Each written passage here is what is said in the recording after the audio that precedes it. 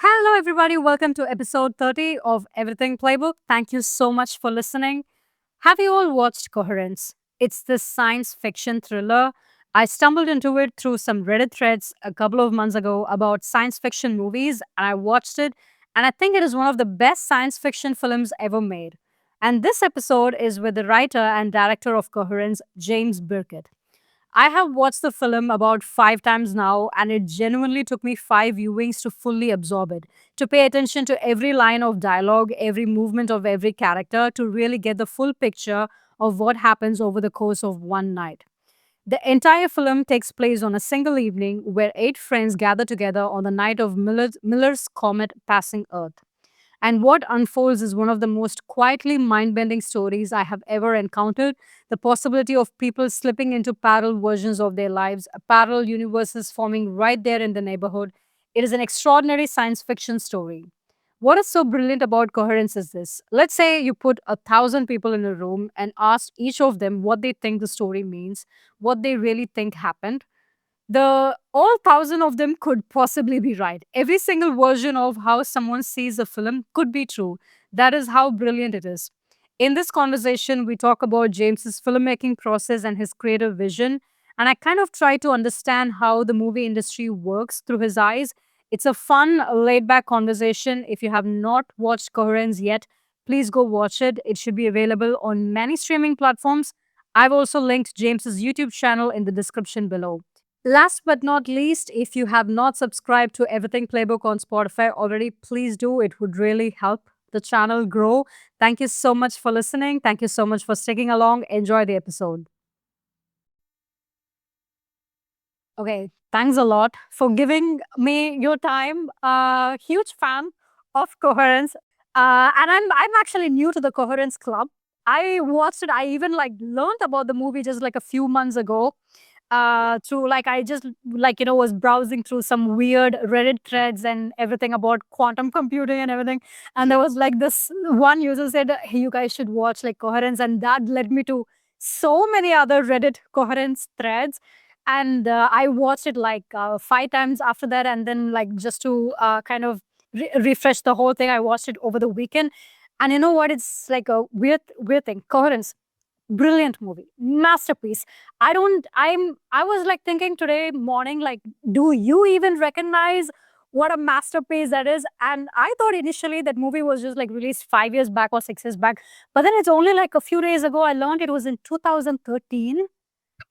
Yeah. Well, and it came out in 2014. Yeah. Yeah, and it's close to 15 years, basically. And the Yes. fact that I think the reason why you still keep getting a lot of questions and that still people still keep talking about it like very actively is because there are just like endless possibilities of what that entire movie, the plot could be. And Yeah. like, let's say there's a room full of like 1,000 people, 1,000 people could have a very different idea or of understanding of what the plot is. And the strangest, brilliant thing is that all of them could be right. Yeah. That's right. That's right. That's the Did you whole ever like realize that like people could like a room full of people could all have like very different idea of about the movie, and all of them could actually be right. Everything, every idea, every opinion could lead to a completely like different thread and everything. So first of all, like brilliant movie. I completely like loved it, and I think Coherence is a great example of like start with what you have and what you know. You know, people Oh, yeah. often say that, and I think that Yeah. movie is like such a great example. So I sort of like first of all wanted to ask you like this is something I've been thinking about it like since today morning. When you like came up with the story, when you like started like you, I think I remember you saying in one of the interviews that you spent a year with your friend writing the entire script, like plotting everything before you guys even begin shooting and everything. Did you have did you recognize the possibility that once the people watch this movie that there are endless possibilities, there are endless loops to the script? Did you kind of know that already? Well, that wasn't the goal. The goal was to think about the endless possibilities of actually shooting it because we did not have a script. We didn't spend a year working on the script. We just spent a year kind of talking about the story and started out as just a very simple story with just two houses, right? And that was it. And then it kind of grew from there. We're like, well, wouldn't the concept be that if all these choices kind of led to other realities, wouldn't it be like almost infinite realities? And started like trying to figure out how would you represent that and what would that be? So really the focus was not on the audience at that point. It was just like, how do we get through it? How do we start with something so small in our house, but that seems to imply infinite possibilities in the shooting?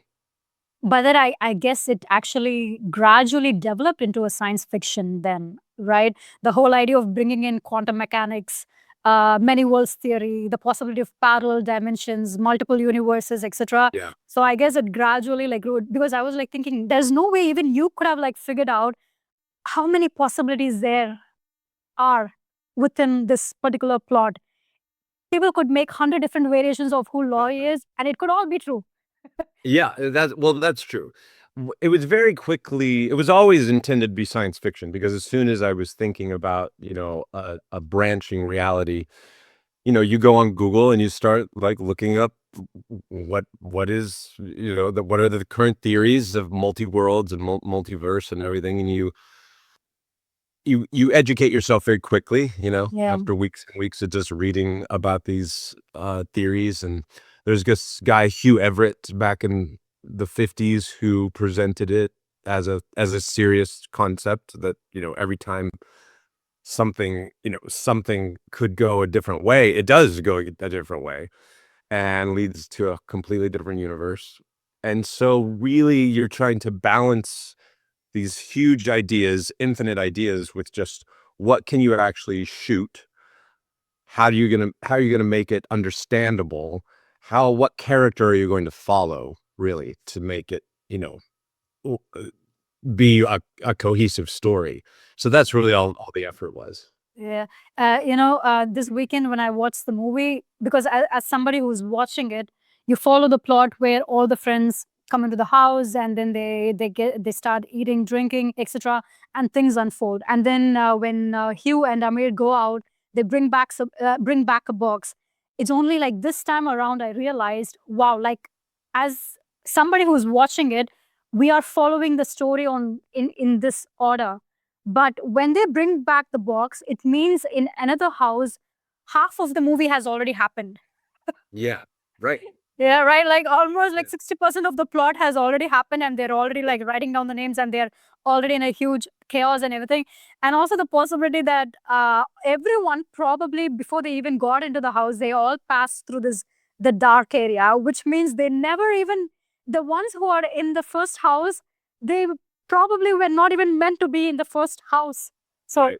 They might right, not be from the same world, yeah. yeah, And we tried once we realized how complicated it was, we tried to restrict the rules just so that we could make sense of it, and we said, "Well, even if they're not from the same universe at that moment, because it's so early in the night, these things have just started happening, that they're probably close enough." They're like, nothing has really happened to make their worlds different from each other at that point. It's only as the night progresses that these branches get more and more different from each other. yeah, but brilliant. Like, I kind of like sort of wanted to ask you, when did you go the usual route of like pitching it to big studios or pitching it to like television channels, or like how did this whole idea of like let's just like pick up a couple of cameras, call our friends, and just like let's shoot? Like, what led you to kind of Really, approach? just being told no so many times. I was trying to get a movie off the ground, and I would pitch things to people, and they'd be like, "No, like you're nobody. You're just." I was a commercial director, and I was a storyboard artist for some big Hollywood movies like Rango and Pirates of the Caribbean, and big movies. But that didn't matter. That nobody was going to give me any money to make a movie, and I realized that, well, the only way I will ever make a movie is if I just pick up a camera and make it in my house. And so that's it. We never pitched it to anybody. Oh, you did not even think of pitching it to anybody in that case. No. You just like, okay. But did you, at the corner of your head somewhere, did you at least hit you that, hey, if we had like a big studio backing us up, we could have had better lights or better sound or better camera or nothing like that? You just didn't think about it at all. Nope, no, because at that point, when you decide to make it yourself, you throw out all that other stuff and you say, how can I actually do this? I'm going to make a movie. I don't care. I don't want anybody's help. I'm not going to be begging for anything. I'm just going to make it. So you say, what do I have? I have a living room and I have some friends that can act, and that's it. And we're going to make a movie in 5 days with no script and no crew. And we're just going to do it. And that really sets you free, because all the time that you're hoping that a studio comes in and saves you is wasted time. That's For just a sure. waste of time. Yeah. And the only thing that can save you is yourself saying, I'm just going to do it. Yeah. But you know what? In a way, I might be wrong. I don't know. But I think in a way it worked out for the best, because do you feel like if you had gone the conventional route of going to the big studios and somebody picking up the script and then backing you up, you might have had to sacrifice some of the creative freedom that you have when you're just working with a small crew? First of all, the whole point was to shoot it without a script. So there's no studio that would have let us do that. Yeah. They would have said, no, show us the script. And then I would have been like, oh my God, like this is exactly what I don't want to do. So it would have instantly turned into something very different. And it would have looked utterly different. It wouldn't have been this. It wouldn't have been something that was embraced by the world. Yeah. And, you reaching out from Berlin, there's no way. And the Because fact studios need to skew, they plan it based literally on the script, like what everybody's line is going to be and how many lines each person gets. And then the actors are just waiting to say their line. And the whole point was not to do that. I didn't want the actors like waiting to say their line. I wanted them just to be in it and feeling it and talking and just figuring it out. And, none of them knew what the story was going to be. None of them knew how it was going to unfold. And so they were just talking to each other in real time and figuring it out. Emily Baldoni, who plays M, she told me it was only on the 5th day, the final day of shooting, that she figured out that she might be the lead. And she told her boyfriend, Justin Baldoni, said, I think I might be the lead in this movie I'm making. Wow. So which means, so when they're sitting around the dining table talking and everything, they're sort of like on the spot improvising the dialogue. So Emily is listening to what Hugh is saying, and then Amir is responding, sort of the thing. So they're like so into it, right? They're so into like what everybody is saying. Just like it's a brilliant movie. And you know what the crazy thing is that I think like in the next 10 years, there will be new people joining the club and they will be like, oh my God, it could be this, it could be that. And it could just like go endless and endless. Have you ever thought of this idea of like making it like a prequel or something? If you did not, I think that's a great idea, by the way. Like leave things to the imagination, leave things to like just grow, because sometimes there's a great movie, then because for whatever reason people make a sequel with it, and then it ruins it. I'm like, but why did you guys have to do it? Just like let it go, or like leave it to our imagination. But has it ever hit you to do a sequel or something? Yeah, right now we are trying to get a prequel off the ground. We have a Prequel?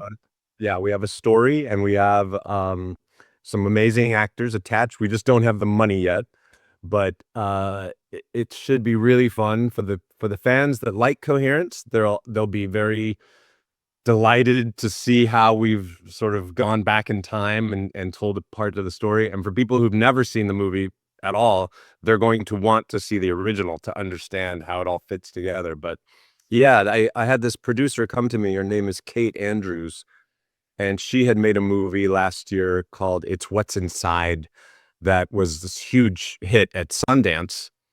And she just told me this idea she had for a prequel, and I loved it. And I told Alex Manoogian, he was my friend who we wrote the first one together. He plays Amir in the movie. And Alex loved it. And so, yeah, we've been spending the last year just kind of doing the same thing, like not writing the script, but figuring out the story, all the twists and turns and all the surprises and all all the emotional arc of it. And so with a little luck, we'll have a whole new Coherence movie in the And next. it is a direct prequel to Coherence? Yeah. Wow. You're making it like even making us go even more crazy Yeah. with it. But it's completely brilliant. I wanted to sort of understand you pre-Coherence period, just the decade before Coherence or something. Because I'm just imagining as a creative person, as a filmmaker who gets said no and then who just like decides, okay, fuck everything.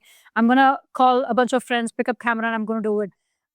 I think it demands when you do something creative and when you're working in a atmosphere where there's lack of options, so you decide to just like fire through with what you have. I think there is like a major character arc that usually happens in a person, I assume, like mentally, in creatively speaking and everything. Do you recall like that period as a young director? You're still young, but you know, at that period, as a Yeah. young director, when you're just like navigating it, and now looking back, what do you think are the mindset things that actually really helped you out in Oh making my this God. movie? That's a deep question because so much was going on at the time. I was very frustrated because I wanted to be a director, but I also loved helping other people make their movies. It's very satisfying working on a big movie and getting your ideas, on the big screen. Working on Pirates of the Caribbean, I was not the director, but I was coming up with scenes and designing these huge sequences that, were millions of dollars that would just be made. And it's incredibly satisfying. But the whole time I was like, I need to be directing. I can't just be stuck over here helping my friends. So I had this intense frustration, which most filmmakers do. You have this feeling that you could be doing more. But then that year of my life was just crazy because we had finished Rango. I didn't really have a job. My father died. My wife got pregnant. Like, it was just all crazy, like, no job, no nothing, family Yeah. losing this, gaining this, like, all swimming and swimming, and just knowing I had to make something. So, looking back on it, I can't believe, like, I lived through that, but at the time, you're just in it, you're just, like, going day to day, trying to do the next choice. And I could have worked on another big movie. My friend was making The Lone Ranger, Mhm. and that was another big movie, and I loved everybody on it, but I read the script, and I didn't really feel connected to the script, and so I kind of faded away from that project, knowing that I now had nothing, as a buffer to support this new baby that's coming. And Which was then a big risk, right? I mean, when you're in that spot and when you say no to big projects because you a want to big become a filmmaker yourself. Yep. A big risk, and I just told my wife, I said, "I think I wanna make a movie in the house." And she was like, "No, we're having a baby. You're not gonna make a movie in the house after we have a baby." She said, "You can make a movie before we have a baby." And I was like, "That's in a month. What do you mean?" Like, and she's like, "I'll give you 5 days. That's it. You can have the house for 5 days. After that, no, we gotta prepare for the baby." And I just remember thinking, That's crazy. Like, what are the odds that the actors would even be available for that? Right. And I called up the actors, and they're all available. It's like, "Oh my God, is this going to happen?" And then I told a friend about it who was in England.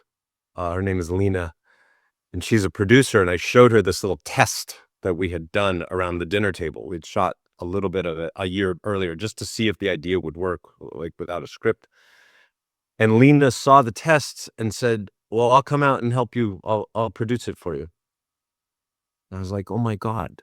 Like, I have the cast and I have a woman coming out to produce it. Like, I have to do it." Like, there's just like this weird momentum that happens. It was the first time I hadn't had just like no, no, no, no, just endless no's. And when you just get a little bit of yes, you just have to run with it. Like, all of it. Like, just say, whatever happens, we're gonna do this. So I can't explain it, but I just had an antenna somehow to sense when to go all in on something, and it happened to work, because of all these good people Yeah. that helped me. Yeah. Were they your friends? The cast, were they all Yeah. actually like you personally knew them? Yeah, that was the only way we could do it, because I knew we couldn't afford a casting director, and I Right. couldn't afford a period of I didn't want to audition anybody. I just wanted to pick people I knew, and they didn't really know each other. So I just had to sort of look at photographs and say, well, those look like a couple, and they look like they could be friends. And, it was just people that you knew that you could call up and say, you want to come over to my house and experiment Right. for a few nights. Yeah. Sometimes it's weird, right? Like the lack of options really produces results sometimes. When you've got like too many options, like too many doors open, or it looks like, hey, I could do this, I could do that, there's a good chance you might not be pushing hard at something that you should be pushing hard at. But when things are really closing in, you really want to break free. That is when you push hard at something. Sometimes the constraints are the best thing. I'd read a lot about film noir and how the lack of money in film noir led them to these like very stylistic choices of the light coming through the windows in this really interesting way, because they just had one light, and they had to make something interesting with the shadows. And that was very inspirational. Like sometimes having the limitations really opens up your creativity. Right. You were saying that you got used to like a lot of studios like saying no to you and stuff like that. I'm just like wondering, like 15 years back or something. I don't know how it is now, but or if it was the same as it was like 15 years before. What is like? I mean, I'm just like thinking. I mean, it's a great script. It's a brilliant script. What would be the reason the studios would say no to someone? This project specifically, or any project? Just in general, like in your observation in the industry, how does it even work? How it works is they want to make money and they don't want to get fired. So that's it. So you're pitching somebody who does not want to get fired, and they don't want to lose money. So the safest thing for them to do is say no. So that's just safe for them, because if they say yes and it doesn't go right and they don't make money, then they're fired. So it's very easy to say no. And the only reason they're going to say yes is that it's so obvious. It's Spider-Man 27. And they're like, how can I say no? I can't get fired for that. It's Harry Potter 16. So it's very risky for them to say yes, especially to a filmmaker who's not famous. I'm not a celebrity. I'm not a famous actor. There's got to be something on there's some boxes they can check. And if you don't check one of those boxes, they're not going to say yes. So, if you're famous or if you're related to someone famous, they can say, well, look, don't fire me. They're famous, or they're related to this famous director. Or they have a box office record. They made all this money last time. So, don't fire me. That made sense. So that's all it is you're pitching to people who are very scared of losing their job, because if they say yes to something that doesn't work, they look like they made a mistake. So they're going to say no. Yeah, Right. it's very simple. Yeah. But in that case, don't you think, like I feel, I mean, as somebody who just loves watching movies and everything, it's becoming so concentrated, right? Yeah.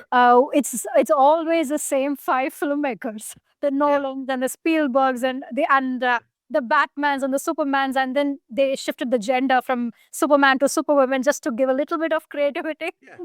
Yeah. Spider-Man to Spider-Woman. So that if they are even improvising or creating something new, it's only again within the same safe zone, which is why a lot of people who now go watch the movies, we feel like it's the same stuff again and again. You're just like, It is, and everybody knows it. They admit it. They admit that it's the same stuff, but they also admit it's because it's too risky to try something else.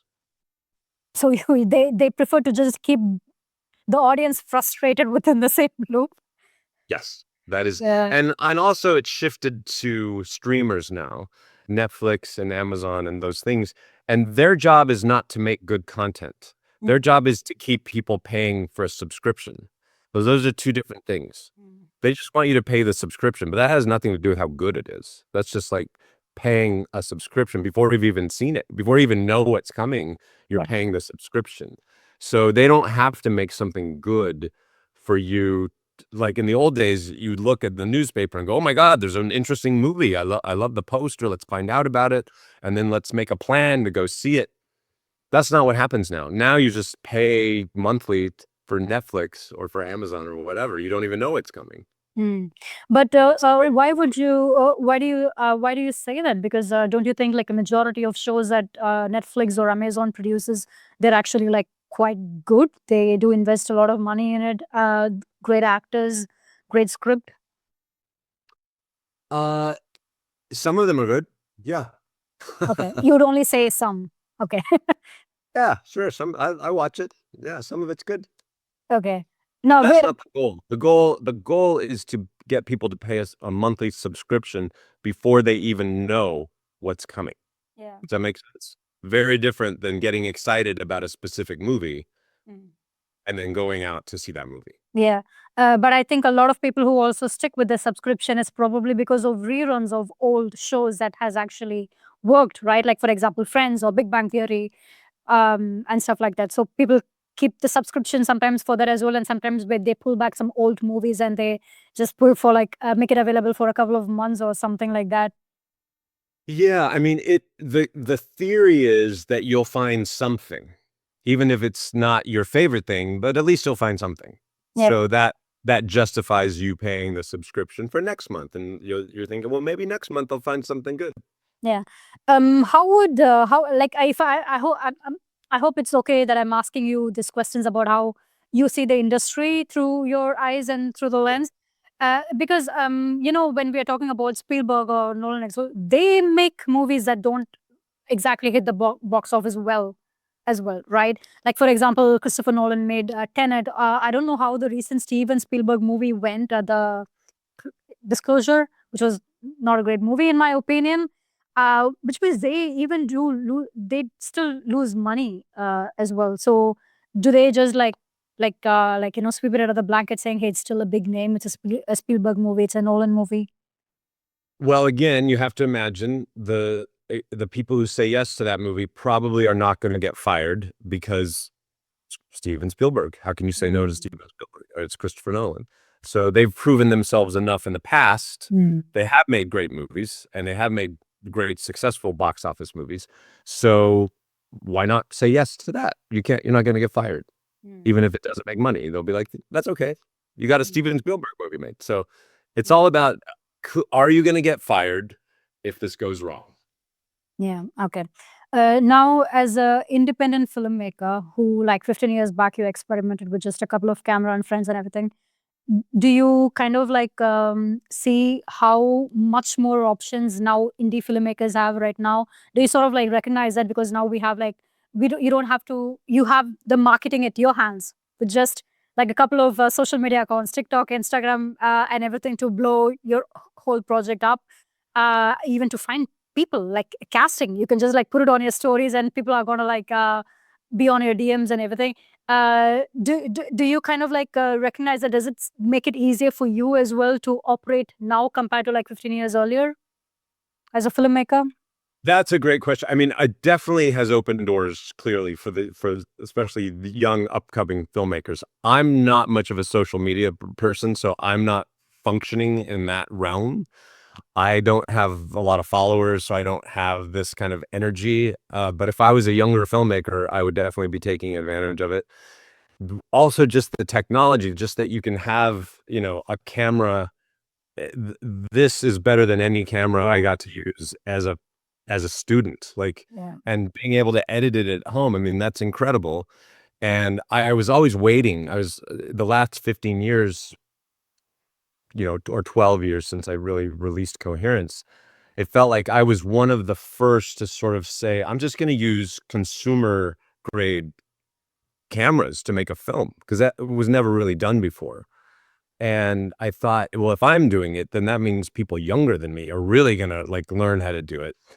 And we're going to see a wave of these new talented filmmakers come out. And I think we are, like with the Curry Barker and the backrooms director and all that stuff, like it allows people to be discovered because they're already using this technology when they're teenagers. Really, they're way ahead of where we were when we were the same age. Yeah. Right. With social media, yeah, I don't know. I don't spend enough time nearly cultivating my social media to have that make a difference. Yeah. But why not? I mean, you're someone with a lot of wild ideas and everything. You've produced some great stuff earlier on. Don't you think if you could just like leverage this even more, you could like really put yourself out there?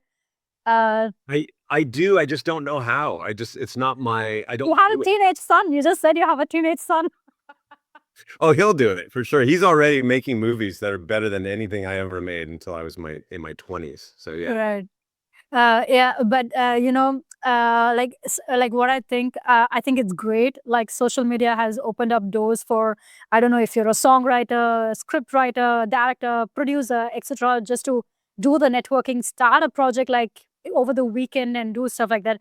But at the same time, I think social media has also become a lot about like this. It's all about vibes and aura and all those kind of things.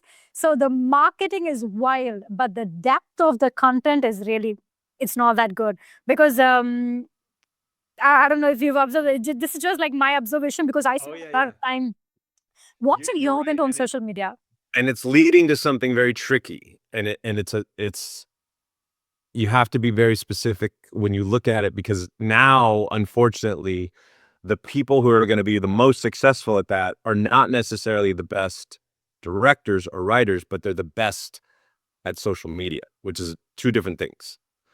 So that is going to be difficult, because in the old days, at least, if you had talent, that kind of a little bit rose to the top.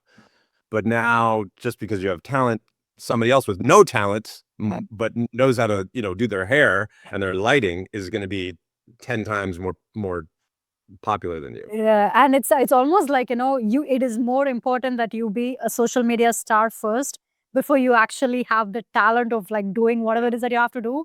But it is more important you have a social media presence, social media. So Yeah. that's why like I observe, I consume like a lot of stuff online and everything.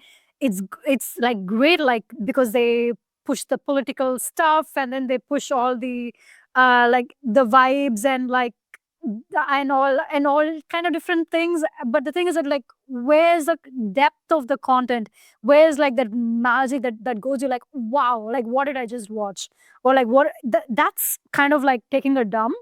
But meanwhile, just that energy, that vibe, I think that is what we're all, it's a sad thing, because when I'm comparing to like, like I'm just taking, because I'm talking to you, I'm taking your film, and like what I'm watching right now, it's just the excitement. Everyone, we're all feeding on the excitement of things, just the excitement of the idea.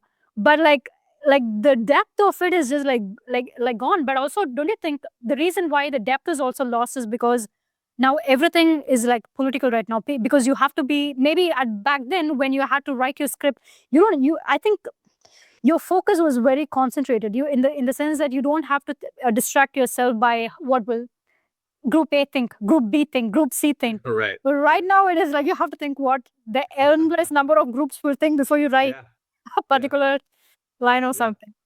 Yeah, for sure. And we have to sort of test the ideas and say, is this how many groups are going to be offended at this? Like, you know, say, is this something that both sides can embrace? Can we find crossover? Yeah, it's definitely part of it. Yeah, but in that case, don't you think it's much more better, like, you being an independent filmmaker, so there is not that attention of this mainstream politics and everything, so you have the full freedom to really stretch your creativity and to work with a small group of people who also embrace that creativity and things like this, right? Yeah, and I guess I try to be flexible. I mean, I try to be able to fit into whatever the project wants to be, as opposed to what my own stamp on the world is.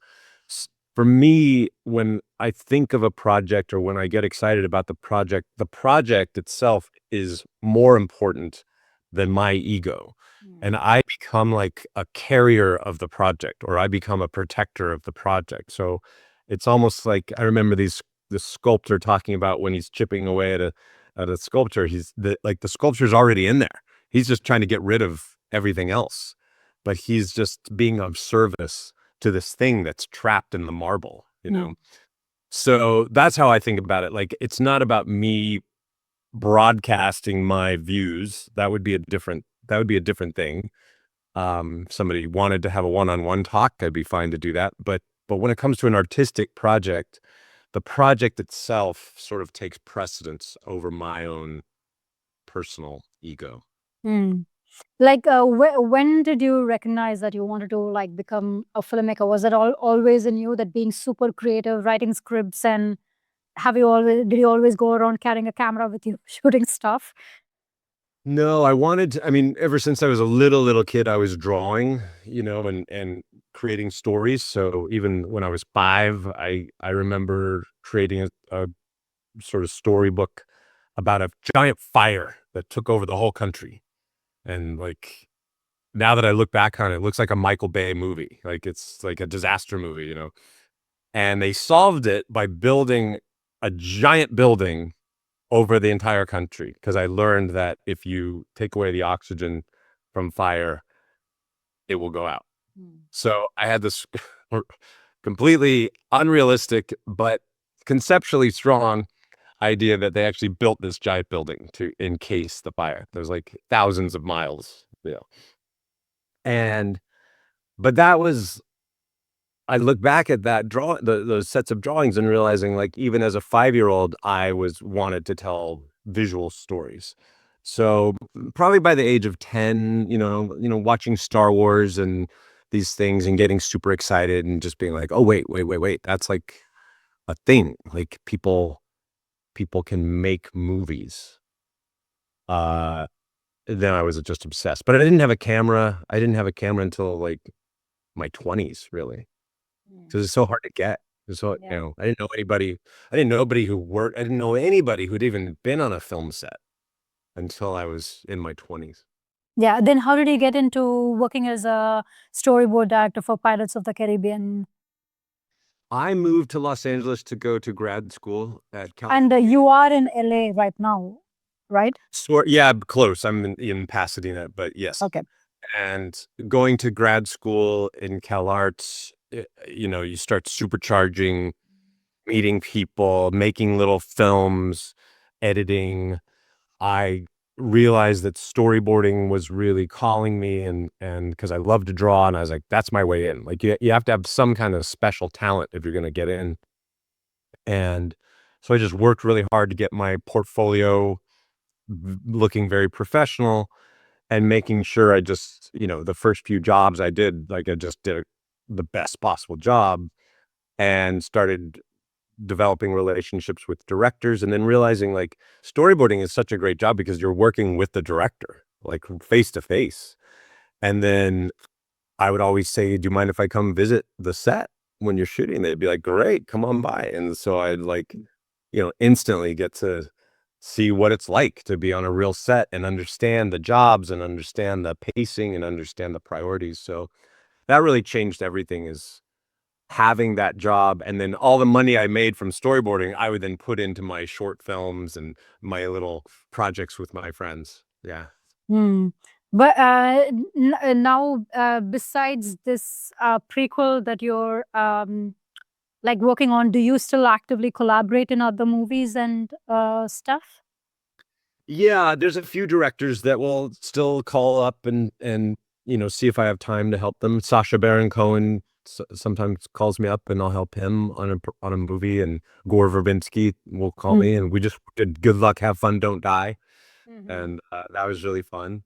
So yeah, there's a few directors that'll still help. Yeah.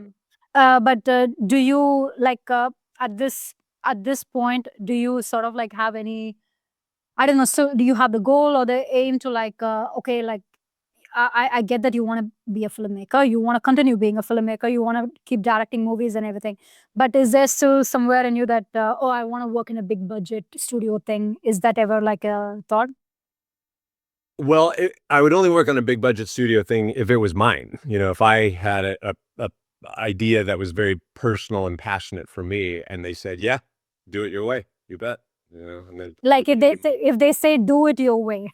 yeah. Yeah, I right. think they would now, because now that I've proven that, my instincts are correct on things, I think I have a lot more likelihood that I would get to have some power of doing it my way, even on a big budget project. So I mean, which means you're not. I'm asking this because I'm sure there are like filmmakers out there right now who are like holding on to a script, who are like working on a script for like many years, and who are holding on to it, like hoping they will reach a point at some point they will be able to pitch it to like a big studio or something like that. And we don't know. I mean, it's in nobody's hand how long that is going to take. If the studio would even be willing to pick up that particular script in like 2 years or 3 years or something like that. And I think it takes like a lot of mental toll on people, especially when you're holding on to something that you value so much and you're waiting on somebody to give you the permission, and stuff like that. Like, what would be your approach? Would the approach be what you took like 15 years back? Just pick up a camera and like start shooting? Yeah, that's my theory on all of it. I've actually started teaching classes on it. I just had a workshop. I had filmmakers come last month.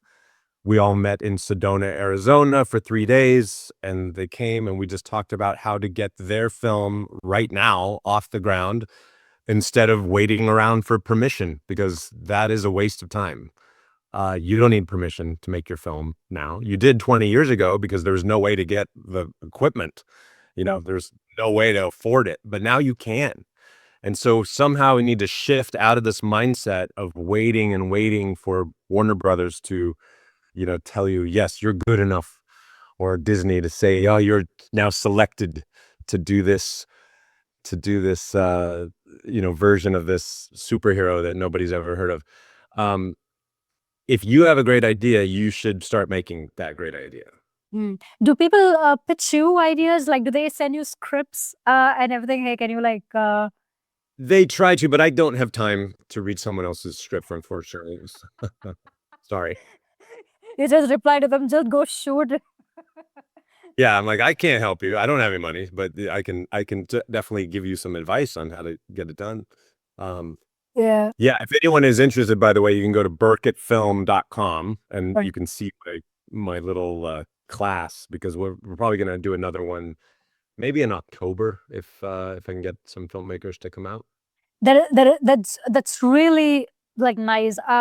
Because the way that you are directing your creative energy, you're because you're diversifying it, right? You recognize a skill in you, and you're not just like writing the script and then like shooting it, etc. But you feel like, hey, this is something that I can impart on other people. I can like actually teach other people.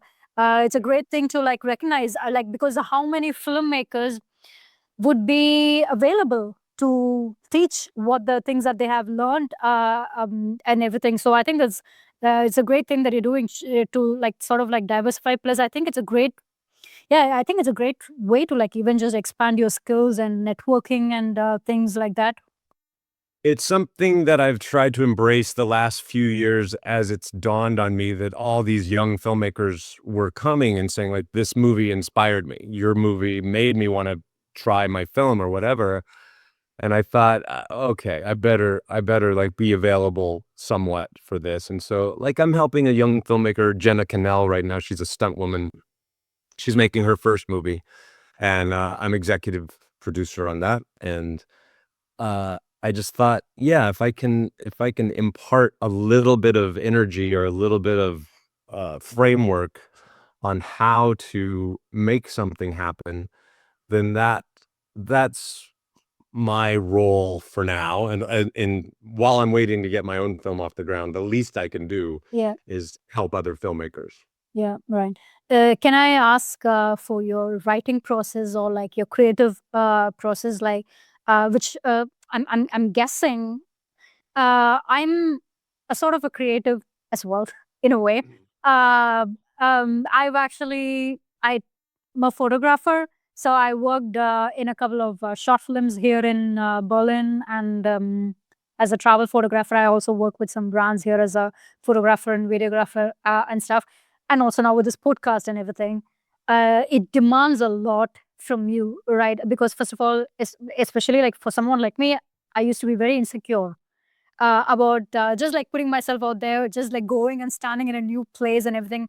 So it's just the fact that I'm talking to you, I will never like it's a like my like 5 years ago, like I wouldn't even believe if somebody tells me, hey, you know what, 5 years later you would actually be talking to people on like a podcast, because I was just that like insecure about myself and everything. So I'm just like recognizing, oh my god, it is so difficult, because when somebody like listens to it, watches your movie or something, they would be like, oh wow, such a great movie, or like, oh, such a great episode. But like, no, of course nobody will know the internal toll and the energy that it requires to like really build up and like put yourself like out there. And it's also not easy showing up every day, because you have to quiet down the fucking noise in your head, and then you have to like still keep showing up. But then something that I've also recognized is that how important it is to continuously practice and hone your skills. Continuously have some sort of a practice, like, you know, like maybe as a podcaster, like like to be speak better, or to like articulate myself better. But I guess for you as a filmmaker, to storyboard better, or to like write better or something. So I sort of want to ask you, like, what is like your practice that do you have like something that you religiously do that has worked well for you, or even that you occasionally do that has worked well for you? To hone my craft? Yeah, as a writer, as someone who writes scripts. I mean, definitely writing all the time. And then I'm very fascinated by the structure of storytelling. And so I'm always testing stories verbally on people. So even though I'm writing, I will take that and I will just tell it verbally to anybody who will listen to it, and just sort of see in real time, how are they responding to each sentence? You know, where do they get bored? Where do they get confused? Where do they get very excited? At what point are they hooked? At what point does it bring it home? So I'm fascinated by that. And I try to learn year after year, because when I was in school, I wasn't into any of that. I kind of didn't believe in the structure of story or whatever. I wanted like to explode story structure or whatever, or like have anti-structure. And so I didn't even want to learn it, because I thought it was too rigid. It was like a non-creative person trying to explain something creative. And so I ignored it. And I liked stories that like just dissolved into nothing. Like when I was in high school, we had a puppet show about Little Red Riding Hood and the wolf, but instead of having a battle, they just ended up ordering pizza, and then they just kind of dissolved into a night where they just talked about another, and then that was it. Like, no climax, no you know what I mean? Like, Yeah. anti story basically.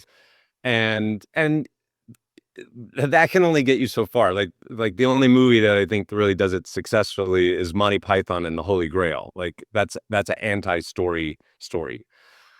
Nothing that you expect a story happens. No, there's no hero, there's no climax, there's like nothing happens the way it's supposed to happen in a story. But little by little, I kind of begrudgingly started learning about, the rules of storytelling. And then, but then going even deeper than that and saying, like, why do we even tell a story during the day? Like, you just told me a story. You just literally told me a story about how you used to be insecure, and then you sort of have forced your way out of your comfort zone, and now you're here. Like, that's a story right there. That's a story with a happy ending, but we're constantly telling each other stories in order to give context of what's happening and in order to live life. So all day long, we're telling stories. And when you ask someone how their day was, what you're really saying is, do you have a story to tell me? And if they kind of say, no, nothing, they're saying, no, no story. But if they say, oh my God, I was in the parking lot, and I saw this car come in and almost hit a dog, so I had to run out and help the dog. They're telling you a story that has an inciting incident, stakes that are escalating.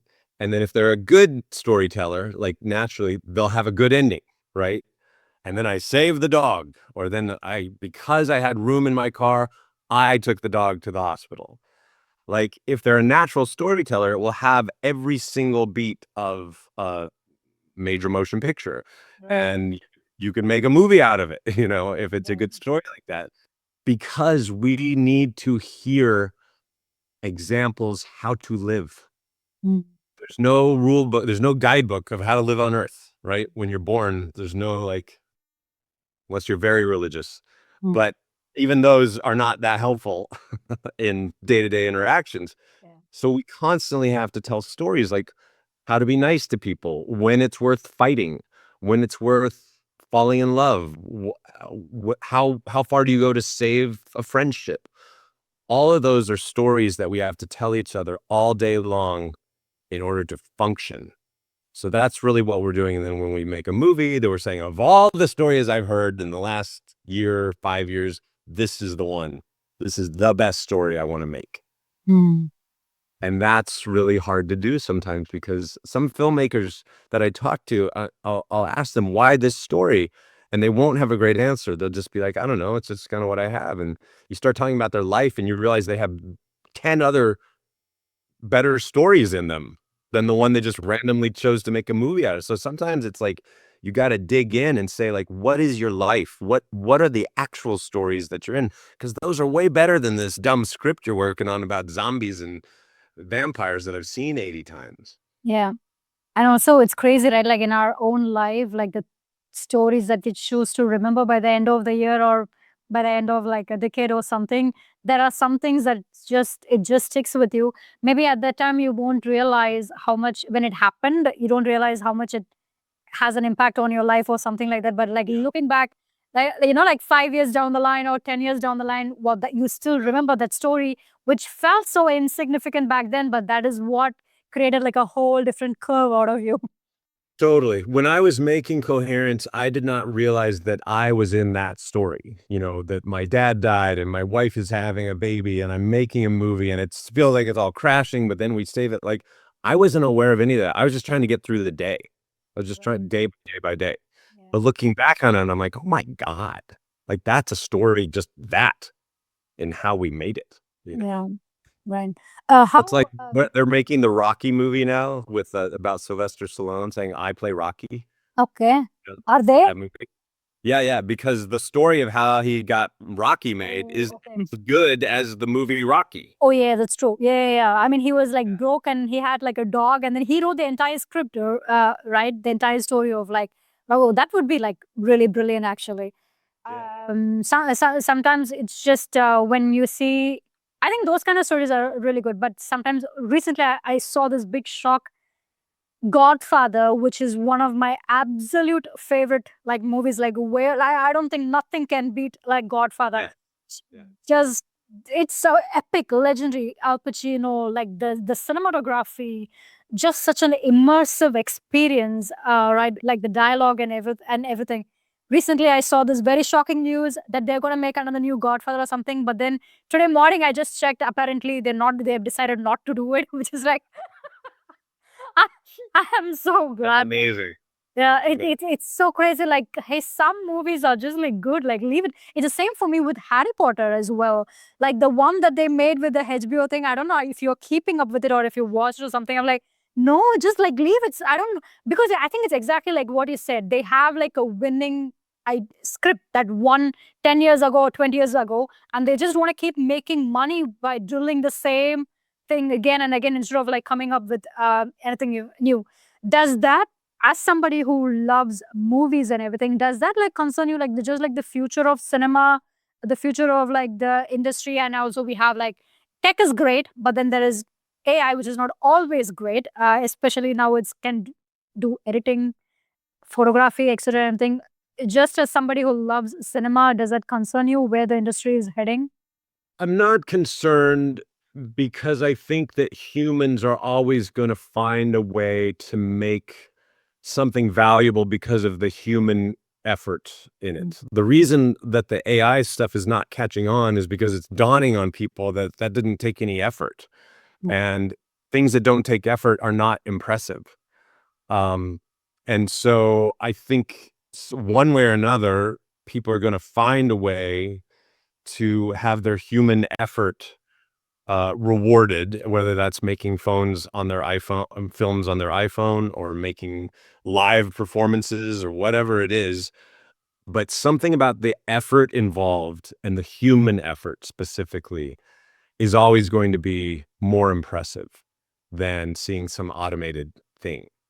So, yeah, the industry is rough. The industry is collapsing right now, and most of my friends are out of work because they're just not making as much stuff anymore, and these companies are trying to automate everything. So that's disappointing. But at the same time, artists have always had to struggle and always had to be like, well, I'm going to do my art anyway. I'm going to try to be creative anyway. So there's two different parts of that question. There's the economics of it, and then there's the passion of just making stuff. So Right. one way or another, people are going to still make human related projects, and the value is going to be in the impressiveness of the human effort involved. Yeah. Something that I really miss filmmakers like Woody Allen, whom like Annie Hall, and who made Midnight in Paris. Such a brilliant writer, right? Like the opening of Annie Hall, if you remember, there's like this monologue where he actually narrates a story about how he broke up with Annie.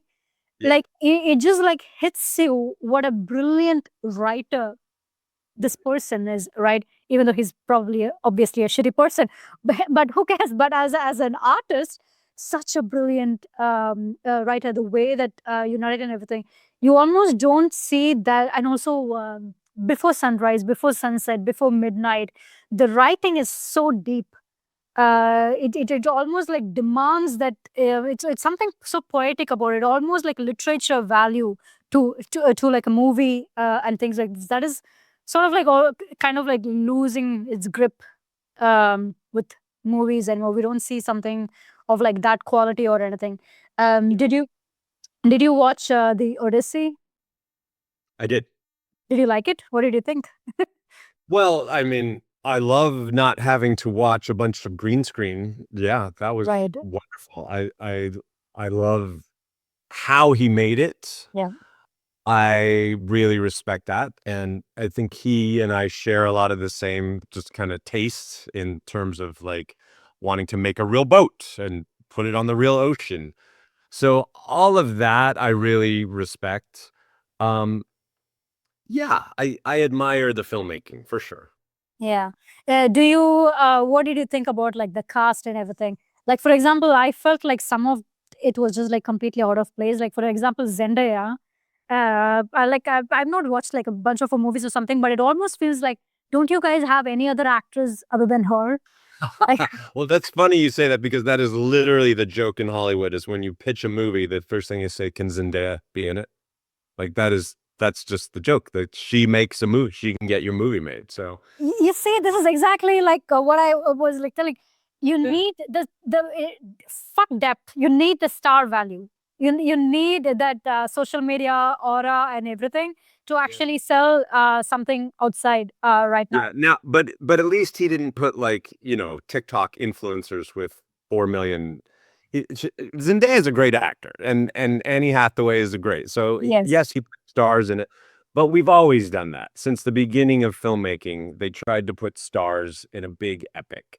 Yeah. So I give him a break on that because he has the reality of he wants to get a big budget because he has a big vision, and so he's very savvy about who he's going to put in it. Yeah. He didn't put anybody bad in it. There's not like he put bad actors in it. Not bad actors, but did you need her for the 2 minutes? Probably, yeah. Probably got him an extra $50 million to make the movie he wanted. Yeah, yeah. But brilliant director, wouldn't you agree? Like brilliant writer, brilliant like director. I think is like one of the best ever. I think. Yeah, yeah, for sure, for sure. Have you watched Tenet?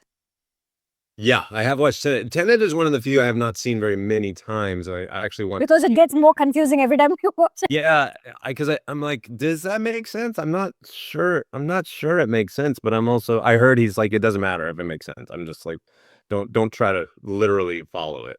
Just Yeah. enjoy it. That is what he actually, that's what he said as well, right? It's like not meant to understand or something. Brilliant movie. Every time actually I finished the movie, every time thinking, now I got it. But then 2 days later, I'm like, it's completely, I'm confused Yeah. about every single thing. Yeah. When you actually like wrote Coherence, did you have this thing in your mind? Because I'm comparing Tenet and Coherence. Nobody really, I don't think there's any person who really completely understands Tenet. You can pretend, but I don't know if anybody 100% understands it. But when you were making Coherence, because just like I said, the characters, the friends who are coming inside the house, they might all be, they might all probably, they're entering the wrong house. Or it's only after watching your video, I realized the Amir and Hugo who are coming in, they go out and then they come in, they are a completely different. That's them. Yeah. Yeah, I saw them. I did not know that. So did you think about, have the audience in mind? Like will they figure out, will the audience be able to figure out all the possibilities that I have in my mind? Yeah, I mean, we basically discovered it along the way ourselves, and we just focused on, does it make sense to us? And I remember early on when it was still very loose, that I realized, I was like, wait a minute, Alex, the first time Hugh and Amir come back, that's not Hugh and Amir, that's a different Hugh and Amir. I'm like, oh my God, that's right. And we like tried to graph it out. I'm like, so let's really track this. And so we just sort of operated saying, if we know how it works internally and we've got a plan, then at least the audience has a chance to figure out what we are. And we also knew that they'd also have their own theories that are different.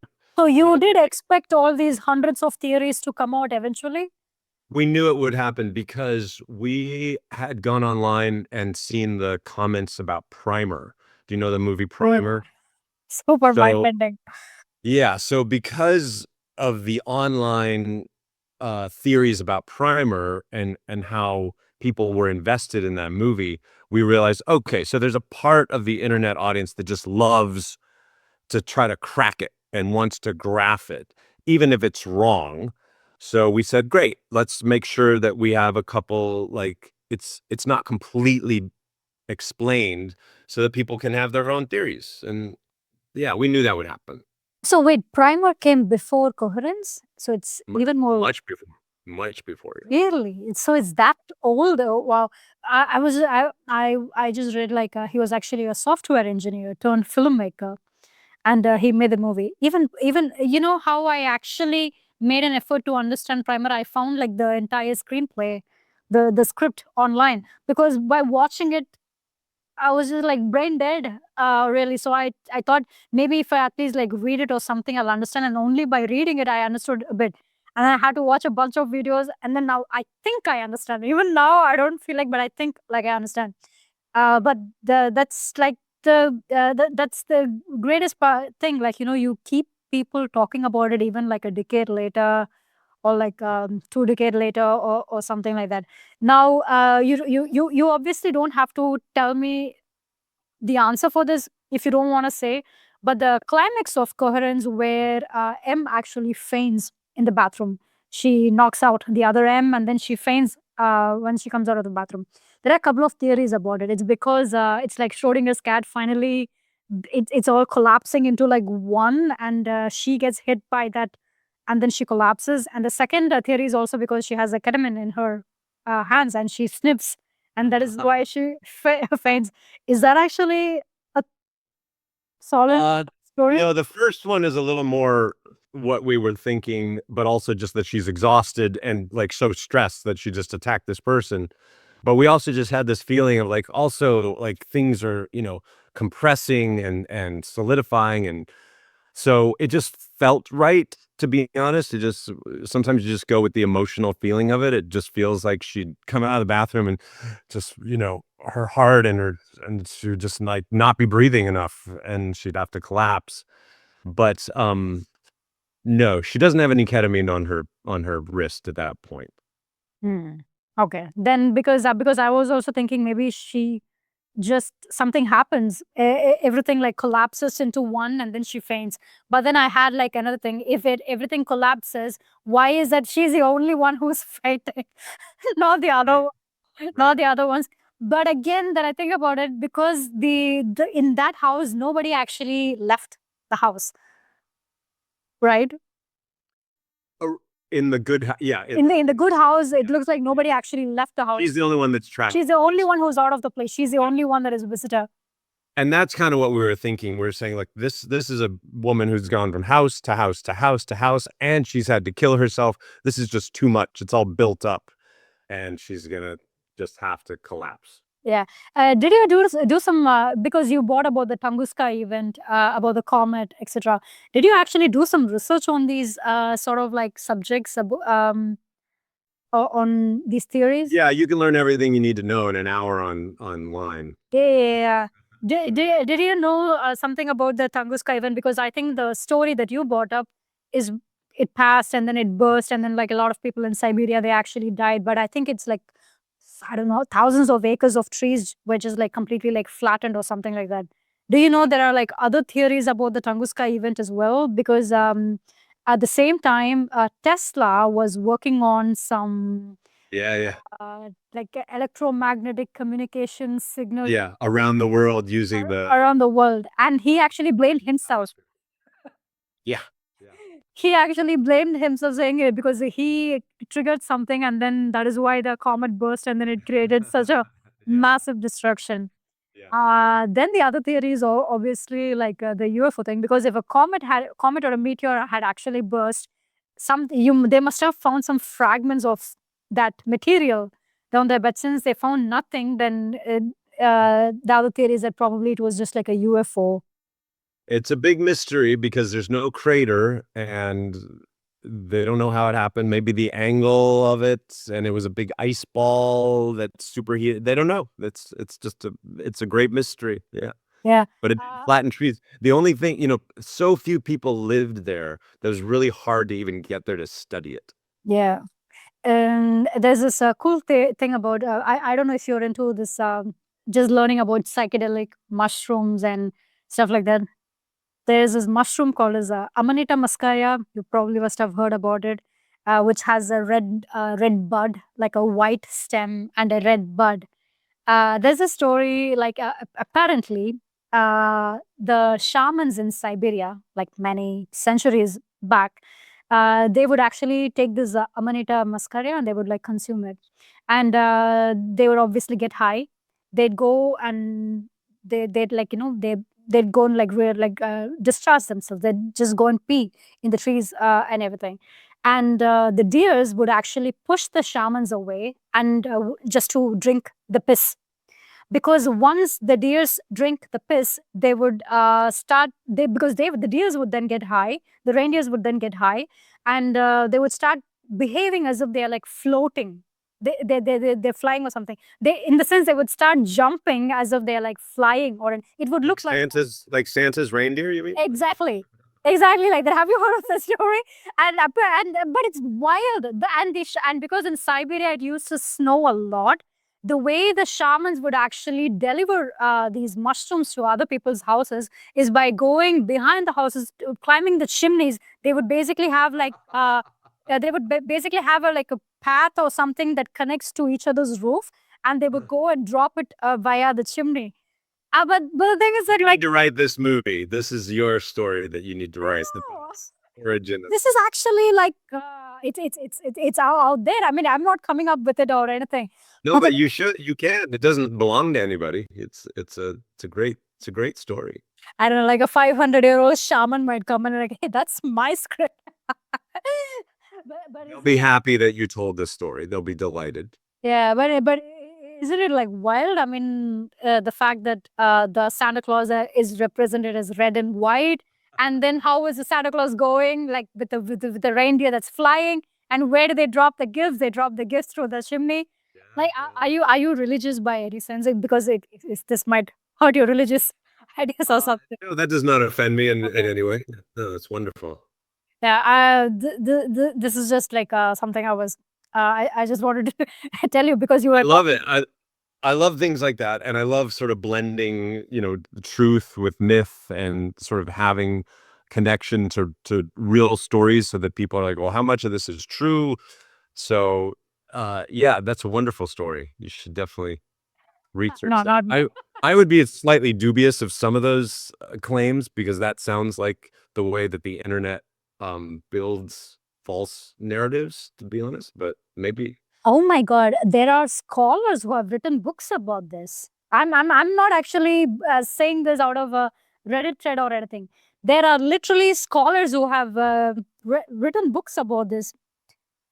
So I can't, like, it's not coming on top of my mind, but about something about mushrooms, the cross and the mushrooms, something I can't remember the name, but they've actually, these are like scholars who've translated many languages from Hebrew, Yiddish, etc. and everything, and they've like written like a very extensive book on the impact of mushrooms in a lot of spiritual, religious stuff and everything. In India, for example, we had something called as Soma, like if there are like ancient texts called as Rig Veda in India. And the shamans, the Indian shamans, they used to make a brew, which is actually called soma, which would take them to higher states of consciousness and these kind of things. Do you sort of like indulge yourself, because there's a lot going on with the UAP, UFO, always. There's always a lot going on, but now even more it's because a lot of things are becoming declassified and everything. Do you indulge yourself in those kind of things? That do those kind of ideas spark some sort of Sure, but you just blended two things, mushrooms and UFOs. Are you combining those into one idea? maybe they're related. The psychedelics are fascinating, of course. I've had my own experience that are, very personal and intense. Wait, can you tell me what it is? Uh, I guess so. It's the frog, the bufo, which is from the frog. Okay. I don't know. I know there is something that's excreted from the frog and it's a psychedelic, but I don't know the name of it. Okay. Yeah.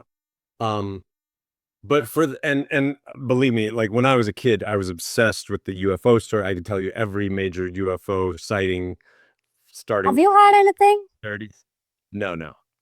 Well, that's not true. I have a story that's not about a flying saucer, but it was such an odd story because I was with a girl in high school and we were on a walk and she was very beautiful and she was telling me, sort of surprising me, telling me that she had a crush on me.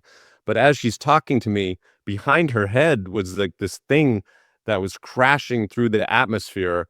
And I don't know if it was a meteor or a plane on fire or whatever, but I couldn't concentrate because I was like trying to concentrate on her, but I was also looking at this thing like in the sky.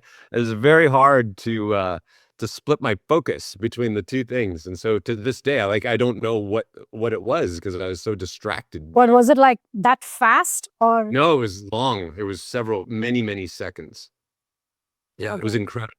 So, but it was like breaking up and like leaving this incredible trail. And yeah, and it just happened to happen at the moment that she's like telling me this, that her crush. And so it's really odd.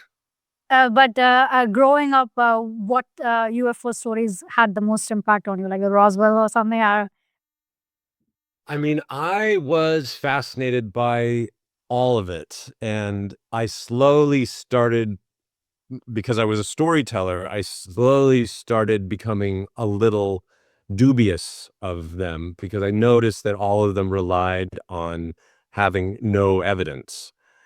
And I was like, okay, well, that's very convenient. Like, it's very convenient that there's no actual evidence, but I loved it. What would you call it as evidence? What do you want as evidence?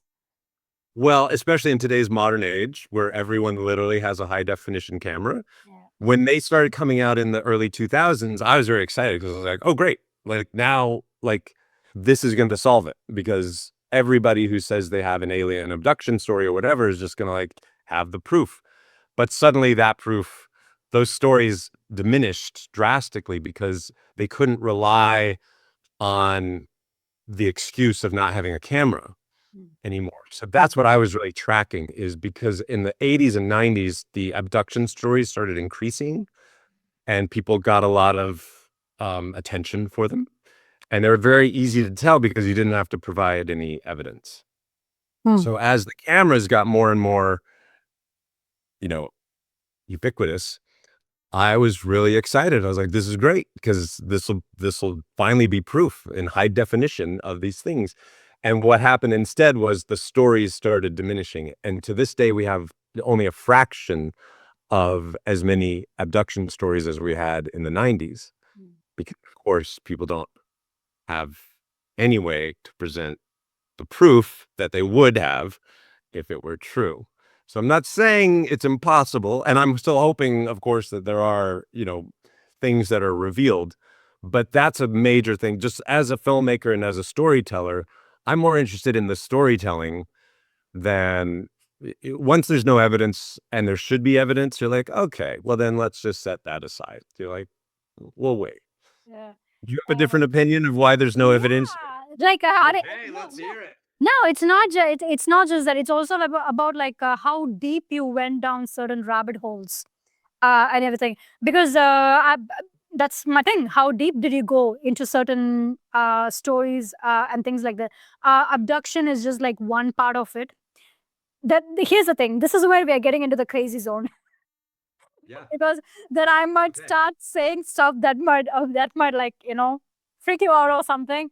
But I know. I've heard it. Believe me, these are my people. I grew up near Sedona, Arizona, where like it's all crystals, and like vortexes and everything. So right. No, I'm just saying like it's all about like I think how deep down the rabbit hole you go into like some subjects, like for example like the Bob Lazar story, or even like the Roswell. There have been like so many things. Even recently I think there was a huge issue like a case, I think all over media, about like a lot of missing scientists in the United States, right? They were part of like the Air Force, or they worked as part of like the anti-gravity um like and like different technologies about like in different propulsion systems, who worked in all these kind of things, who just went mysteriously, they just like disappeared, or they just like died under mysterious circumstances. And also like if you like kind of like look back, a lot of people who spoke about a lot of things, for example like what happened at CERN, what is going on in CERN, like this is off mainstream narrative. Anything,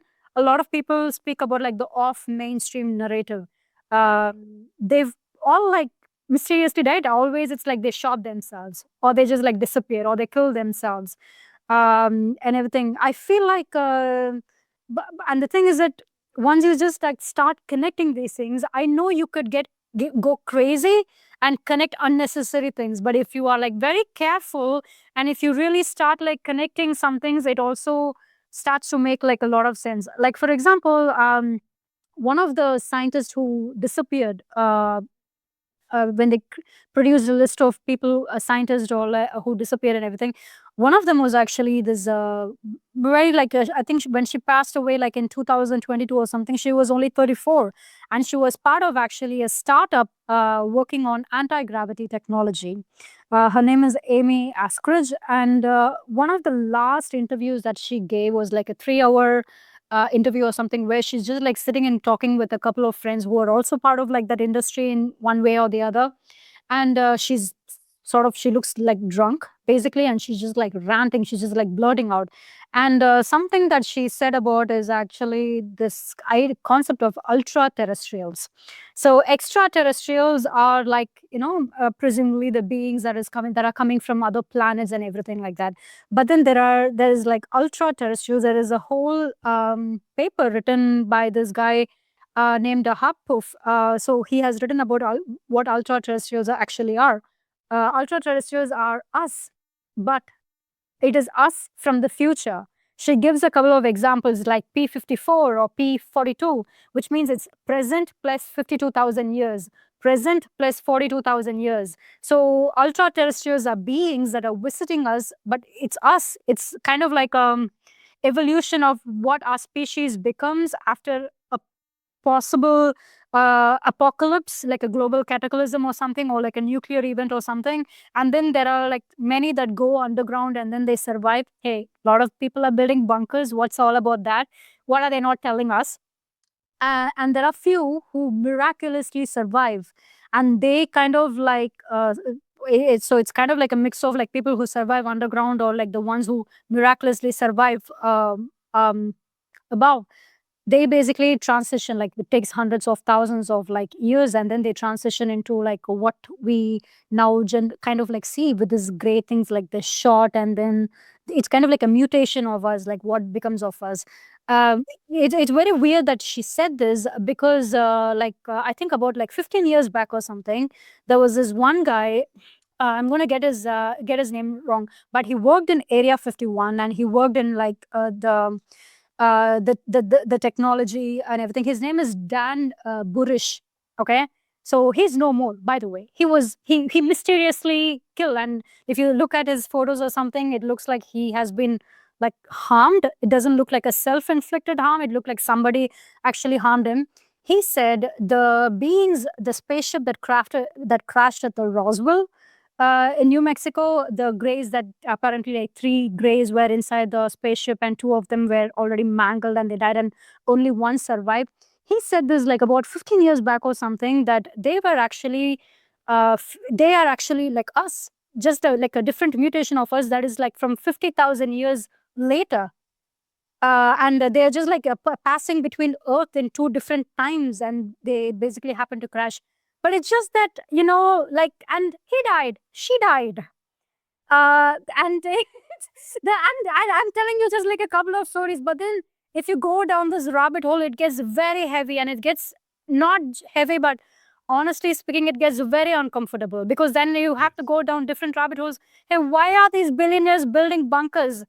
Trump's daughter goes on a hike barefoot in Albania, and she finds this huge island, like thousands of acres, with a bunker underneath. Why are they all like investing in bunkers and all these kind of things? What is it, something that they know that that the general public does not know? Do we have a place at the bunker as well? No, we don't have a place in the bunker. No. Yeah, well, what you're describing is exactly what, a storyteller thinks about all the time, which is how do you take these things that have seeds of something real, like there really are people building giant bunkers, like that's a real thing.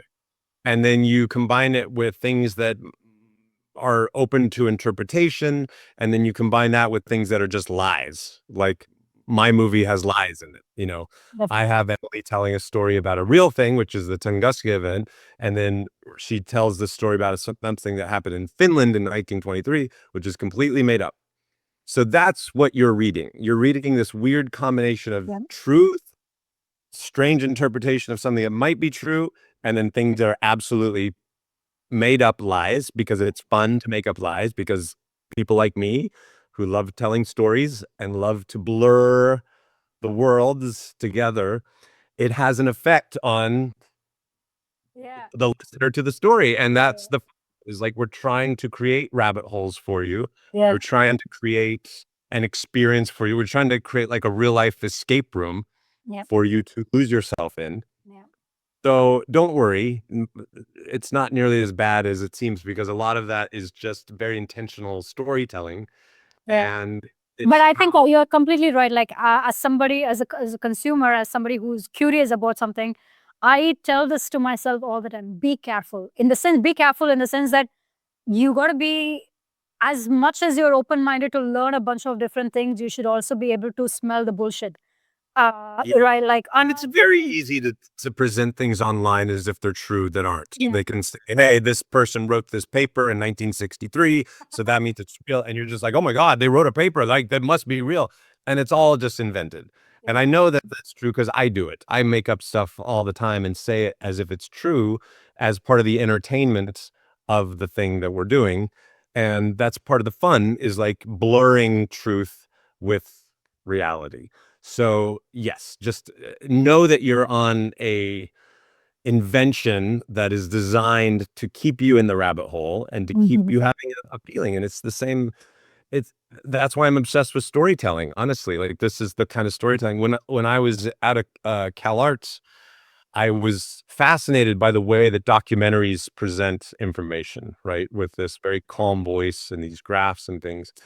And I started thinking I should make a documentary that is completely lies, but really perfect the manner in which it's presented. Like find that one voiceover guy who's the most trusted and do the graphics. And it was just going to be about how the earth is flat. like, and just like, and interview airline pilots, interview people from NASA, and just make it absolutely realistic.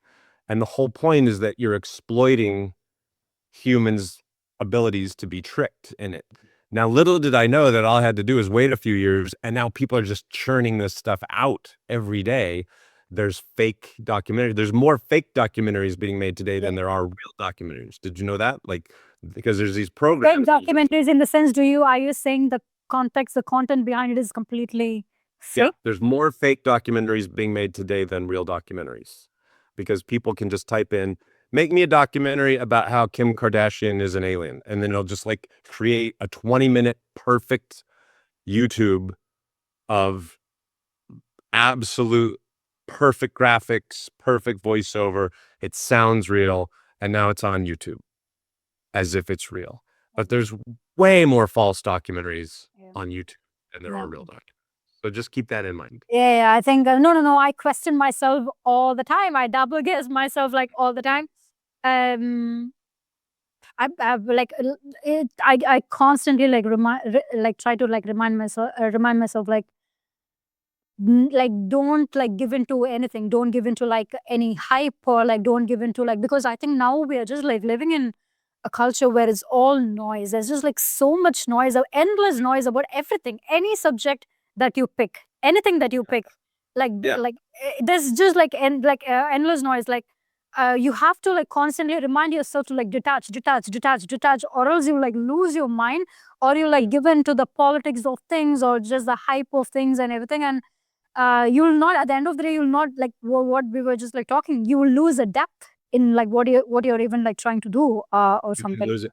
Do you know the book Foucault's Pendulum by Umberto Eco? You might enjoy it. Are you a reader? Do you like reading? I love reading. Okay. Look up Umberto Eco Foucault's Pendulum. It's all Okay. about this, and it's amazing.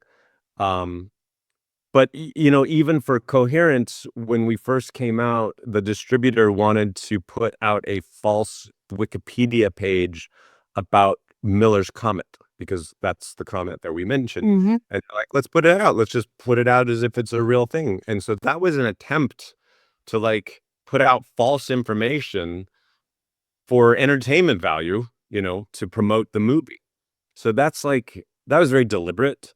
But you can imagine if someone's going to do that just to help a movie, like what someone's going to do just to get their version of Roswell out there, or their version of, you know, Yeah. ultra Wait. terrestrial. I completely like understand you and everything.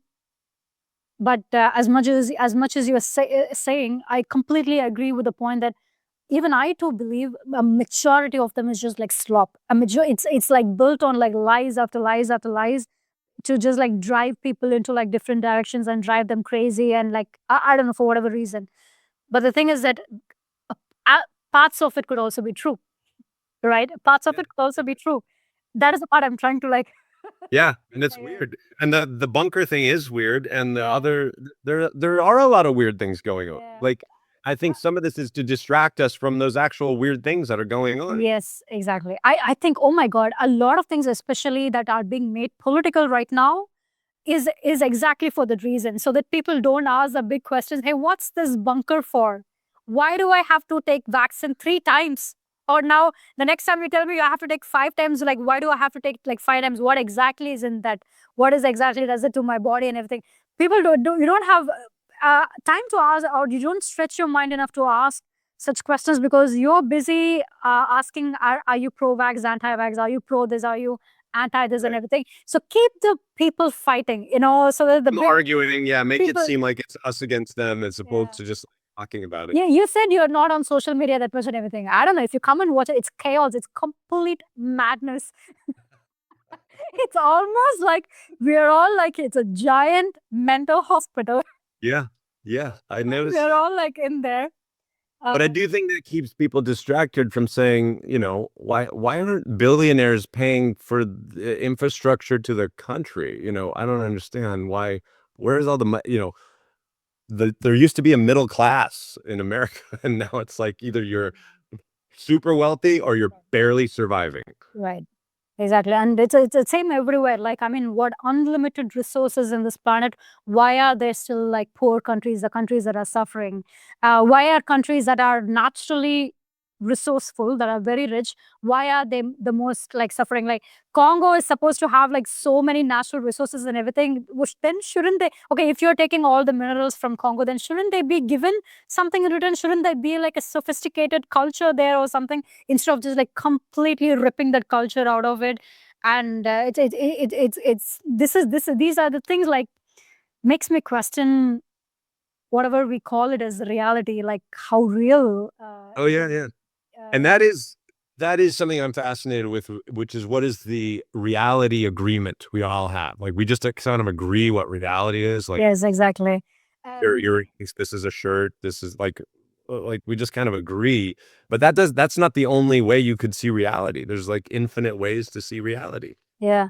A couple of episodes back, I had Danny Goller. He's actually like an independent researcher who's been working, like he's been experimenting with DMT and other psychedelics for forever, basically. But then there was this like one time when he took this DMT. I don't know if you've heard of the story, because it's becoming like, he was also recently on the Sean Ryan podcast as well. He took DMT, induced in DMT, and he pointed this laser on a wall.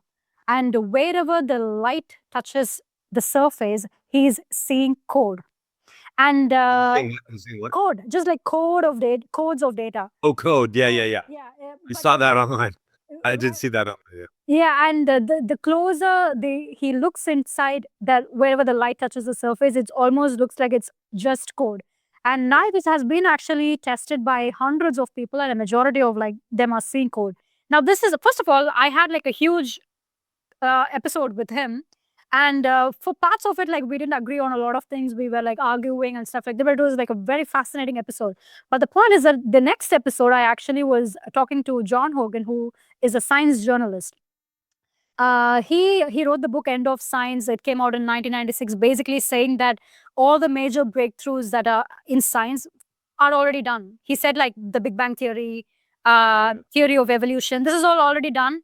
I don't think there is going to be any major breakthrough anymore. It's just going to be fragments of what has already been discovered. So he was making this big book and pissed off a lot of scientists and stuff like that. But when I told him about the DMT story, DMT and laser story, John Hogan said, like about like 3 decades or 4 decades back, when he was in early 20s or 30s or something, he was in the Big Sur taking taking ayahuasca. Ayahuasca is this Amazonian drink, which one of the most important components of ayahuasca is actually DMT. When he took ayahuasca, like he of course like had encounters with beings. He said that it was just like the most. It took him months to like recover from that experience. But in that experience, which he was in for many hours, at one point he was just in a place where it was all cold. He said it was all just like cold around him, and I was like, but that's exactly what he said, like to me. So I now believe him even more. Why wouldn't that be one of the big breakthroughs in science to discover that? Why wouldn't They're he? actually now Danny Golo, who's actually tested with DMT and everything, he's trying to make this into a proper research, like what exactly happens. And by the way, the whole point of this laser thing, that's not even like the big thing. What he has figured out is that, so he has, when he took DMT, he has had encounters with beings and entities and everything, kind of reptilian looking, like frog looking beings. And they basically, with a lot of different encounters, the what he has understood is that this is reality. What you and I are experiencing, this is reality. But this is a reality that they created. And they created this reality because they themselves don't know where did they come from or how do they exist. You know, the existential question that we have, like, why does everything exist? Like, why do you exist or why do I exist? Apparently, these beings, they have that question as well. So they have created, we are like, he says that we are the AGI. We are basically the agents. There are like infinite number of universes, just like James and Priyanka are talking in this episode. There's another, just like Coherence, basically, there are different rooms in Berlin and in the States where people are like having this conversation. And in each universe, everybody is actually, what are we all trying to do? We are all at some way or the other in terms of science or education, we are all trying to figure out what is the point of all this. Why, right? But we are doing this why on behalf of them because they themselves don't know what is the why. So we are kind of like these agents working on behalf of them. And Yeah. they're just hoping like one of us will give them the answer. Yeah, I've heard this one before too, and I am fascinated by it because I do have a lot of respect for the psychedelics and the potential of it. But somebody told me sort of a similar story. I don't know if it was DMT or one of the other ones related to it, but they kind of took this and they kind of shifted realities, and they're in this white world, and there were these beings waiting for them that were so happy to see them, but were like showing them these devices and things, like wanted to kind of explain, and they couldn't get it, but it was like very pleasant. This is exactly what Danny said as well. Apparently, they showed him the entire mechanism of like how they built this code and this world and everything. And John Hogan, he put it like, I think the existence itself is like the whole, we are like the meaning going behind, okay, what's the purpose of this? What's the meaning behind it? The search is the purpose, basically. Yeah. I don't And think then we are a shell within a shell within a shell within a shell, and yeah. That's what he also said. There's a simulation within a simulation within a simulation within a simulation. It's fucking fascinating, really. One of the stories I had last year that I was trying to get off the ground was it took place at this like relaxation, meditation, rehabilitation center, very high end. You pay like $50,000 a week to do very intense yoga and sound baths and like neuro feedback and just everything.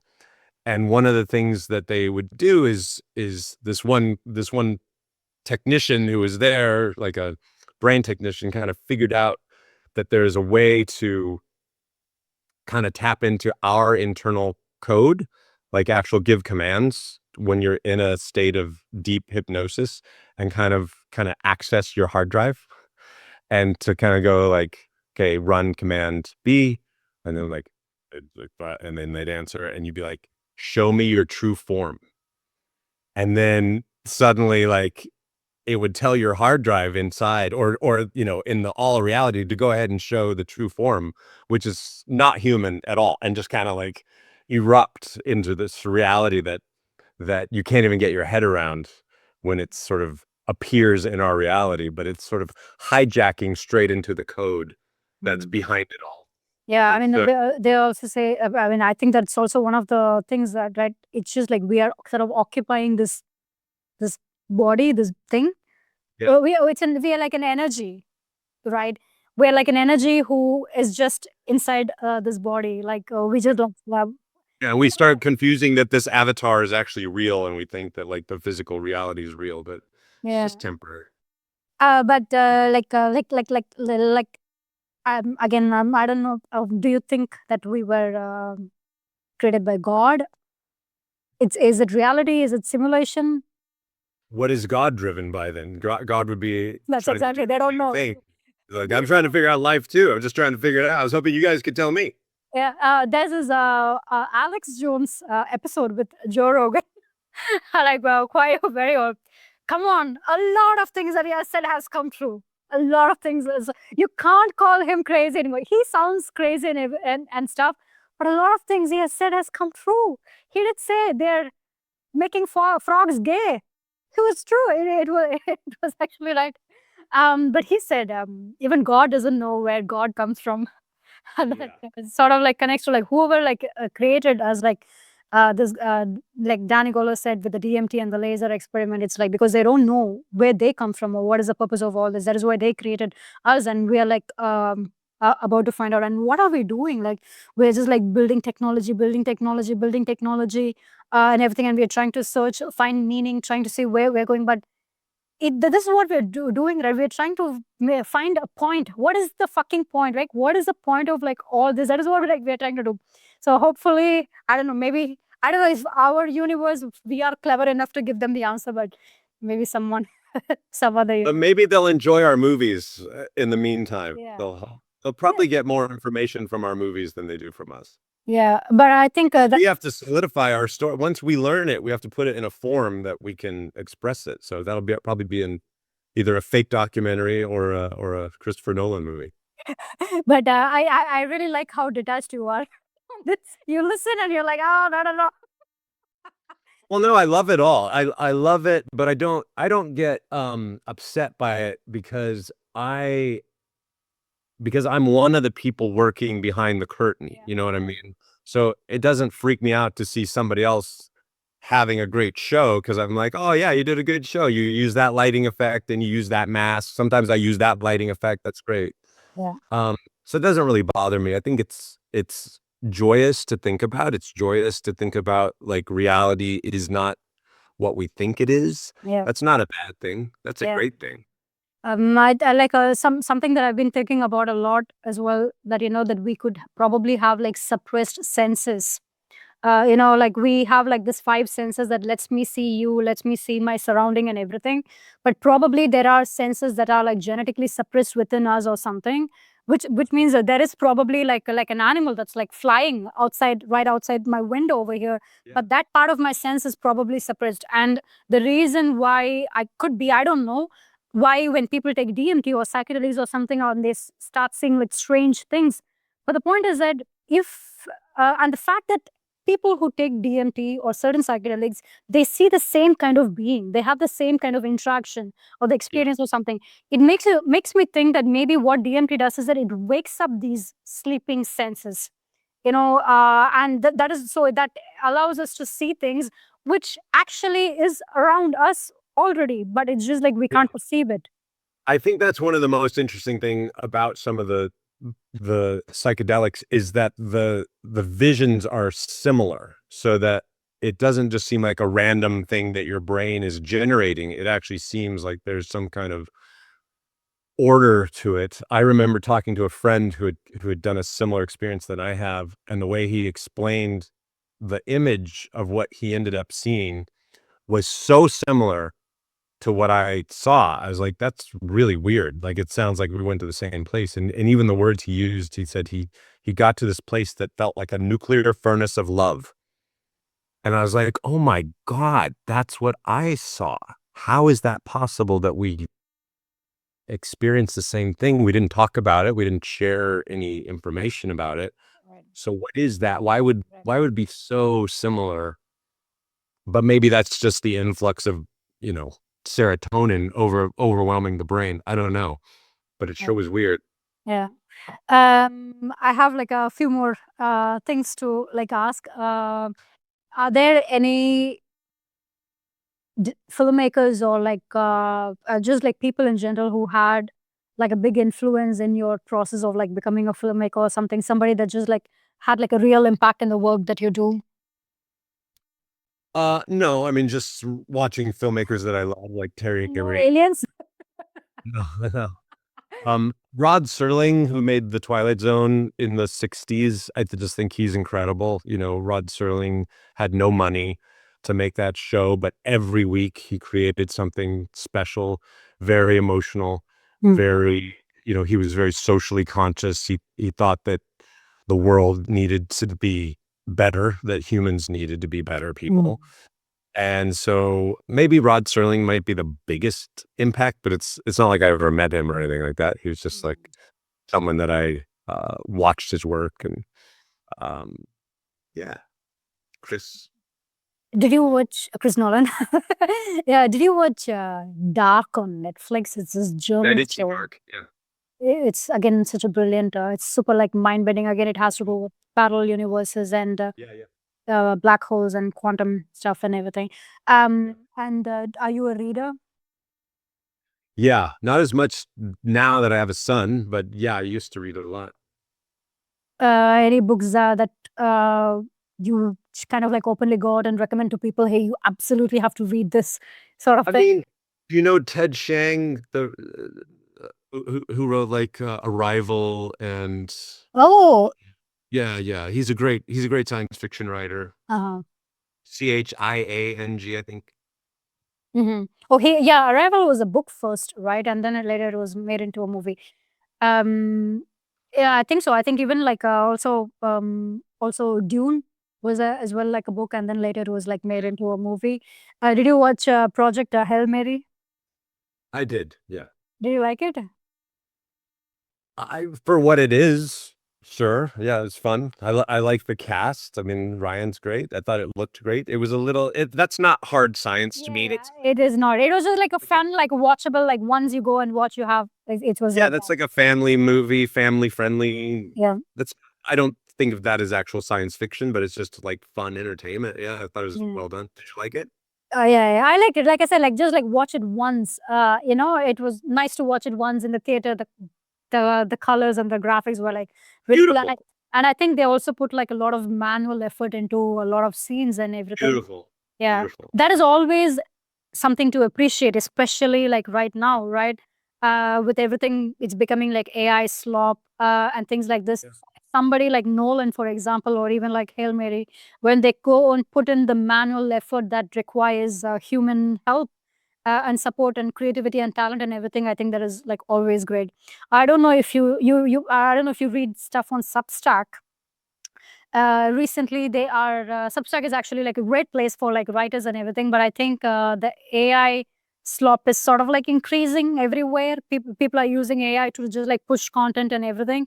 Substack has actually kind of integrated like this AI tool. I haven't checked if it's already there, if it's in Europe or not, but they have kind of like collaborated with this AI software tool where as soon as you open an article, now with the help of this AI tool, the AI tool will actually tell the reader how much percentage of that article was actually done with AI's help, uh, which is honestly like not like such a great thing because we don't know how the that particular software's algorithm works. So even if somebody has like written it with their own skill and talent and everything, but if it detects, like does a false detection that it is an AI content or something like that, so people now, they as writers, you also have to always approach with it, oh my god, like how do I make it non-AI proof or something? So what tool do you use then to do it? So it's getting like crazy and crazy. And you just have to sit around a campfire and make up stories in the moment. Yeah, You help computer. yeah. um, I mean, I see it's like wonderful again, like what you've done with Coherence. It's not always that somebody does something and then 15 years later people still talk about it and make up stuff about it and everything. It's It is incredible. not Thank like you so much for supporting it. such a great movie. I've spoken about like, I've just like shared it with my friends and like on Instagram and everything. And it has always also like whenever I shared this in my story saying the first time I watched Coherence, and a lot of people were like, oh yeah, like I watched it, and they are the ones who let me like, now you also have to go watch Primer. And you have to go watch the other movies and everything. And like a lot of people also who watched it, they were like, "Oh my god, it's such a brilliant movie." It's great. It's not because I think especially these days people make movies like this big budget films, which you watch once and you forget about it. You completely you don't you can't there is nothing memorable that sticks. That there's no that oh moment. Like what the fuck did I just watch sort of thing. I feel like the last time I watched it was like Interstellar, like the big budget stuff, right? Yeah. Yeah. Like nothing else really had that kind of an effect. So it's really cool, and I'm so glad that you glad. Fortunately or unfortunately, you had that limited set of options where you just had to like push through and like make that stuff. That is super inspiring as well, because this is something that I am also like realizing in my own pursuit of things. Lack of options is not always a bad thing. It really builds your character in some weird sense that you don't see it when it's happening, but then after like that is because I was so tight back then. I just had to like go and do it. I did not even have the time to think or like should I do this or not do this or something. So Exactly. great stuff. Great movie. Huge fan of the movie, and thanks a lot for giving me your time, for all that you shared and everything. It was really fun. Absolutely. I appreciate it. And I don't know where people can watch it in Germany, but It's online. Yeah, it is online. Like there are so many other like streaming platforms and everything where it's like still available and everything. Thanks a lot again. Thank you so much. Absolutely. Yeah. Please watch the movie. And again, if anyone's interested in the filmmaking workshop, they can go to burkittfilm.com. And yeah, hopefully we'll have a sequel, prequel in the Record. next year. Right.